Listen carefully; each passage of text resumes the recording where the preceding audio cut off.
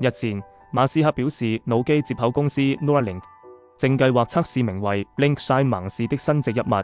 該植入物旨在以低分辨率恢復盲人視力。首次人體測試可能最早在2025年底開始，而 BlinkSight 植入物已在猴子身上進行了測試，並穩定運行數年。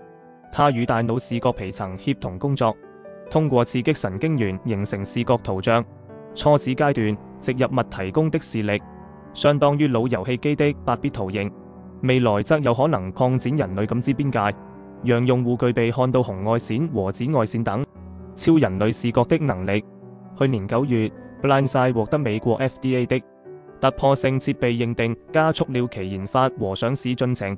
Neuralink 也於上週宣布病患登記向全球開放。馬斯克稱，Neuralink 計劃今年完成約20到30次植入。分析師普遍認為，Neuralink 的盲視設備不僅是醫療技術的重大突破，也展示了腦機接口技術的廣闊應用前景。